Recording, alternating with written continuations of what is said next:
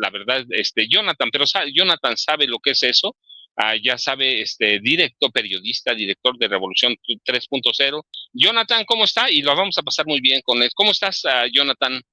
Querido Paco, ¿cómo estás? Qué gusto Muy volvernos a bien. encontrar aquí Pues en Sin mira, Censura. a- a- aquí estamos y yo les dije, les vamos a pasar bien porque además es un periodista muy estudioso.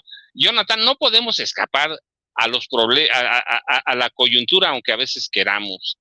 ¿Cómo ves todo este escándalo, esta turbulencia en Morena que amenaza con convertirse en un huracán y crear un boquete en serio? Pone en duda los liderazgos de Luisa María Alcalde Luján, puede hacer tambalear, no tambalear, pero sí por lo menos a causar un remozón a la presidenta Claudia Sheinbaum Pardo. ¿Cómo ves el caso Epstein en Estados Unidos? Y no, mira, pero para platicar hay un buen rato, Jonathan. Sí, bueno, pues mira, de los casos internacionales lo dejo a los estudiosos de los casos internacionales. Muy poco yo creo que podría aportar en esos temas, pero en el tema nacional que estás planteando, como un momento que me parece que es muy importante, y ayer justamente, querido Paco, decía yo que hay, mientras más, si te das cuenta, el presidente cuando llega a la presidencia de la República, y después, en lo que va elaborando sus discursos, hay un momento en donde dice abiertamente, casi ya al final, en el último tramo de su sexenio, en alguna de las conferencias matutinas, decía que lo que se aspiraba para los que gobernaran el país era que amaran, que tuvieran profundo amor al pueblo, y si no llegaban a amarlo, por lo menos que lo respetaran, ¿no? Entonces, ahí estamos viendo una medida ética, querido Paco, hay una medida, un estándar de las personas que llegaran a puestos públicos, a la presidencia de la República, a alguna institución, a las gubernaturas. Está hablando para todos. Y la presidenta Claudia Sheinbaum hace unos días dijo que para gobernar nuestro país, o los que aspiraran a gobernar nuestro país, tenían que tener autoridad política, autoridad moral y estar a la altura del pueblo. Entonces ya tenemos ahí unos estándares muy altos, Paco, comparados con lo que fue el periodo que yo llamo salinismo neoliberal, que el común denominador del requisito para que gobernara nuestro país era que fueran lacayos de Estados Unidos, que fueran abiertamente genocidas, que fueran asesinos, que fueran autoritarios, que fueran muy corruptos, muy ladrones, muy entreguistas. Con Andrés Manuel, desde el 2018, 1 de diciembre de 2018, tenemos unas características pues muy inalcanzables, Paco, parecía inalcanzables para la actual clase política de nuestro país. Hay que acordarse que la actual clase política de nuestro país sigue teniendo origen salinista. Es decir, muchos de los que hoy están en diferentes espacios, muchos de los que hoy están en diferentes lugares, incluso al interior de la Cuarta Transformación, vienen de la vieja política. Esto no ha cambiado en esencia. Pocas personas hoy representan verdaderamente estos requisitos que Andrés Manuel puso y que puso a la presidenta Claudia Sheinbaum. Entonces, tenemos un estándar muy alto, ya está la vara muy alta de las personas que lleguen a gobernar nuestro país. Y entonces la gran pregunta, y ahí está el meollo de todo esto, es nuestra clase política. Y estoy hablando no de ellos, Paco, no estoy hablando del régimen salinista neoliberal, de lo que fue el PRIAN en esos años, en esas 4 décadas de infierno neoliberal. No estoy hablando de ellos. Ellos sabemos que representan un estado delincuencial, lo que yo llamo un estado delincuencial que se impone en nuestro país a bala y fuego y sangre desde el 2006, desde inicios del siglo, con Vicente Fox, pero de manera muy feroz por Felipe Calderón, con esta estrategia de seguridad de Estados Unidos que se le impone a nuestro país, como un yugo social, de control social, de exterminio social. Estoy hablando de esta clase política de la 4T, está a la altura de esos requisitos y de esos ejemplos, porque no solamente han sido requisitos,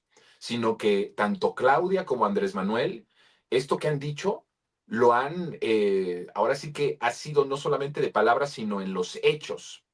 Ayer decía también que en la política es importante el sujeto y el predicado, es importante el sustantivo, es importante el verbo, es importante todo, que las cosas también en la cuarta transformación tendríamos que entenderlo, son fondos y formas. Aquel que piense que solamente es una forma, entonces en el fondo no es realmente de la cuarta transformación. Y eso lo digo por Monreal y lo digo por otros diputados que andan vacacionando en lugares en donde la mayoría de los mexicanos no podrían vacacionar, ¿no? Como una burla incluso al pueblo y como una traición a por el bien de todos, primero los pobres, a la austeridad republicana, a la forma de gobierno que ha venido impulsando desde Andrés Manuel. Entonces, la gran disyuntiva, la gran pregunta, me parece que es estos personajes que están en la cuarta transformación y que están aspirando ahorita, que se están moviendo, porque ya viene el 2027 y muchos ya se están adelantando, ya están pensando en 2030. Entonces, esta clase de la cuarta transformación está a la altura del ejemplo y de lo que se ha dicho como requisitos tanto de Andrés y de Claudia Sheinbaum. Es una pregunta que tenemos que plantearnos todos los que militamos en este proceso de transformación desde las trincheras que nos han tocado.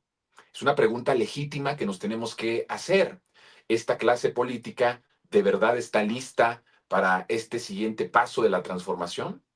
Y eso es una pregunta muy dolorosa porque mientras más transformación o a los pasos agigantados que yo veo que se están dando, también planteaba hace unos días que veo la presidenta no tiene ni un año en la presidencia de la República y pareciera que ya lleva un montón de tiempo. Y esto tiene que ver con la manera acelerada que Andrés Manuel le dio al sexenio, que hizo más de dos, en algunos aspectos hizo más de dos sexenios en uno.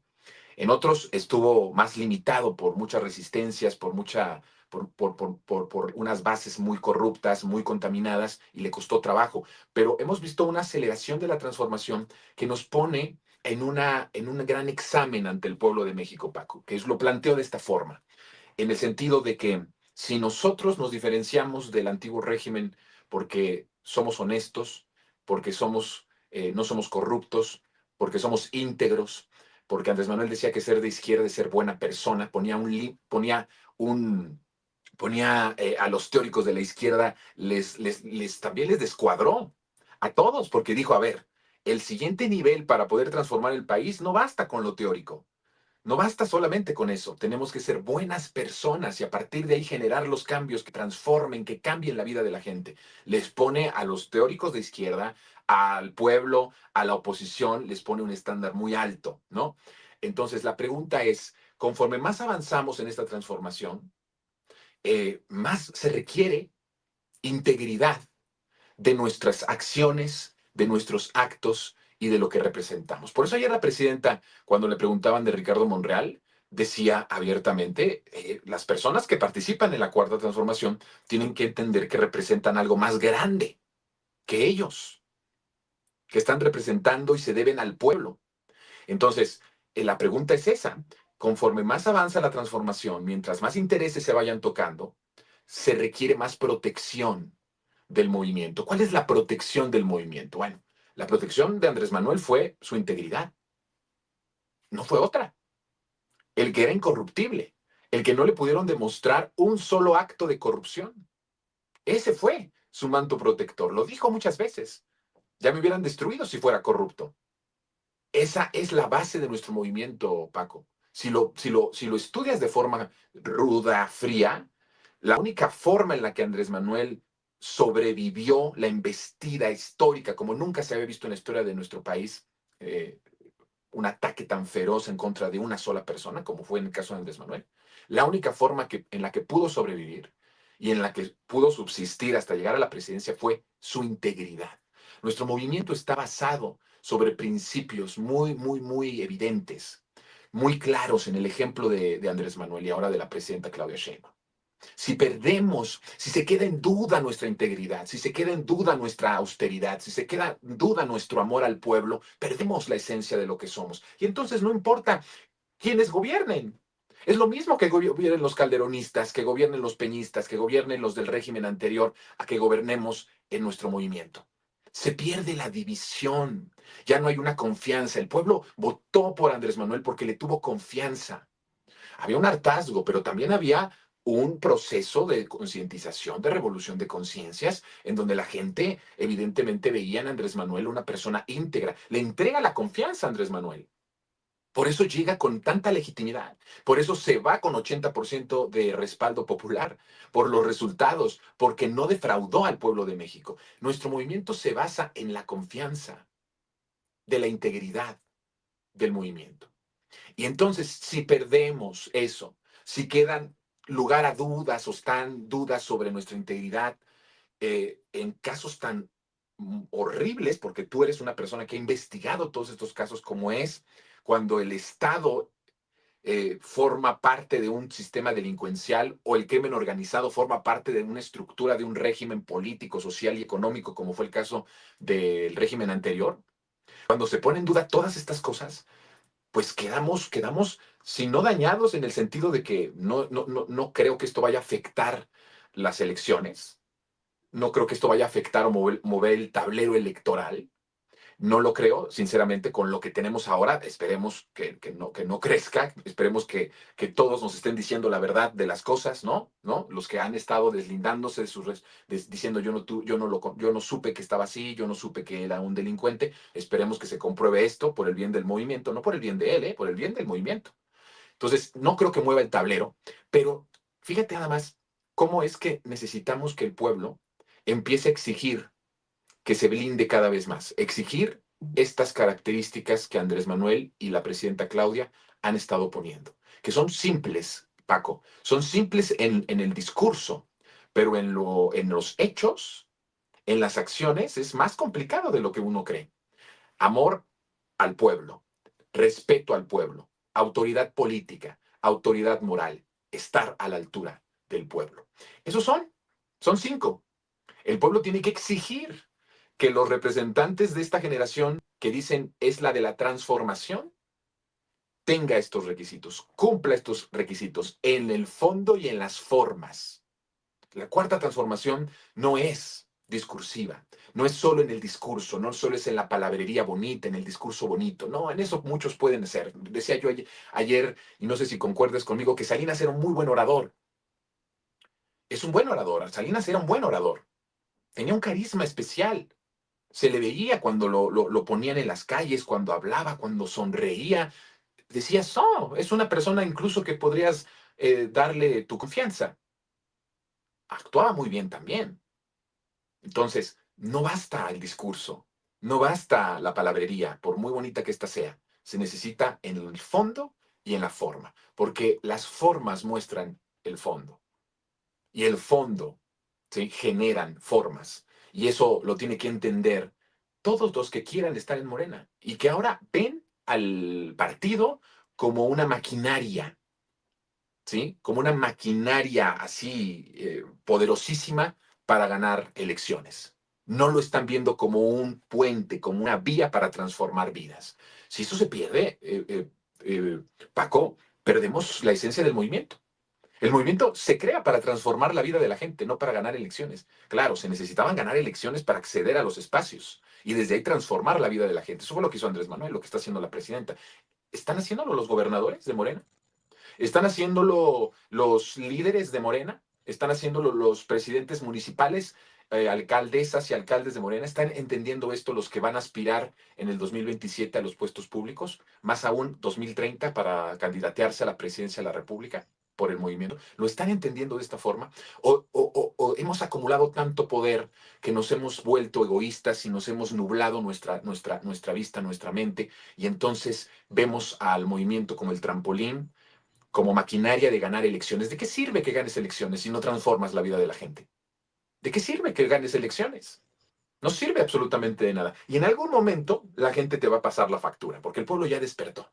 Y en algún momento, si no cumples, aunque seas de Morena, hay mucha gente que hoy vota por Morena, más por Andrés Manuel y Claudia, que porque realmente el candidato o la candidata sean buenos. O sea, viene un proceso, Paco, en donde cada vez más vamos a estar en la lupa de los medios, de estos poderes tan afectados por la cuarta transformación. Escuchaba yo que decían guerra sucia. Sí, sí es verdad, hay golpeteo, guerra sucia. Ese es el trabajo de ellos. Aquí en México y en América Latina ha sido ese, ¿eh? O sea, no nos asustemos de eso. Hay que enfrentarlos. pero hay que ayudarnos también nosotros. ¿Por qué tanto escándalo? ¿Por qué? Tenemos que regenerar el movimiento, poner en el centro que el movimiento y el partido tienen una misión que es transformar, que es crear, construir una patria nueva, que el centro de todo es el pueblo, no es el poder, no son los puestos públicos, no son los espacios de poder, o ganar por ganar. Entonces, estamos ante un momento muy fuerte porque cada vez más se necesitan estos principios para gobernar. Hay tanta acechanza, hay tanto hostigamiento. Estados Unidos, de una forma, ahora con Donald Trump, mucho más abierta, pero había sido así siempre. Demócratas y republicanos, ahora ya no son los republicanos, ya es el trumpismo, ¿no? El hostigamiento hacia México llega además con un presidente como Donald Trump, en donde ya intereses, la lucha anti-yanqui, Paco, la lucha antiimperialista, que incluso se dejó de consignar en la calle. Perdimos el foco de cuál era la verdadera lucha. Se perdió eso, ahora estamos recuperando. Esta sigue siendo una lucha antiimperialista. La que estamos librando ahora ya no es para ganarle al PRIAN. El PRIAN son 10%, 7%, 8% y en algunos estados ya ni siquiera alcanzan porcentaje. Ya no es una lucha local, ni siquiera es una lucha nacional, es una lucha imperialista, antiimperialista. El hostigamiento de Donald Trump utilizando a los migrantes por un lado, pero con una agenda mucho más que la migración. Es una agenda de intervención, es una agenda de volver a someter a nuestro país, de que nuestro país no sea independiente, no sea soberano. La lucha por nuestro país es una lucha por nuestra soberanía ante Estados Unidos, de nuestra independencia ante Estados Unidos, en toda materia. Entonces, esto nos lleva a tener más responsabilidad, estar a la altura de las circunstancias. Por eso es que Andrés Manuel ponía estos estándares mucho más altos. Son estándares, Paco, que no lo entiende la clase política tradicional. Eso de andar amando al pueblo y respetando al pueblo es algo que no conocen. En verdad no lo entienden, Paco. Ni siquiera es un asunto que pongas tú algo ahí de por qué no lo entienden o porque sí lo entienden pero no lo quieren aceptar. No, no, no, de verdad no está dentro del lenguaje. Nunca fue un proyecto ese. Desde que se instaura el salinismo neoliberal, nunca fue un proyecto la gente ni amarla ni respetarla, ¿no? Jamás. Son códigos que no entienden. Ojalá y que lo entiendan los que son de Morena y los aliados y los que aspiran a estos puestos públicos. Ojalá y que ellos sí entiendan esto, porque de lo contrario vamos a ir a un momento muy complicado en donde hemos abierto tantos frentes de batalla que si desde adentro, por la inmoralidad, por la criminalidad, por la corrupción, por el escándalo, empezamos a debilitar el movimiento, imagínate, tener una guerra abierta de Estados Unidos contra nosotros, más la oligarquía que sigue siendo poderosísima en nuestro país, más el crimen organizado que está al servicio del régimen anterior. Es clarísimo que el crimen organizado está presionando y es un brazo armado de los intereses del régimen anterior derrotado electoralmente en 2018. Es clarísimo.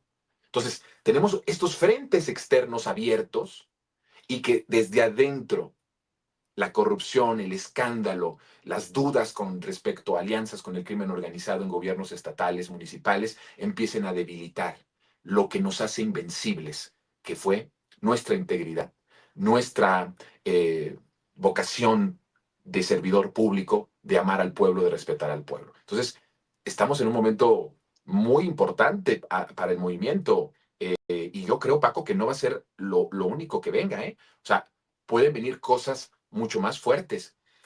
Ojalá y que estemos a la altura todos los que militamos de una u otra forma. Yo no soy, y lo he dicho muchas veces, yo no estoy afiliado a Morena.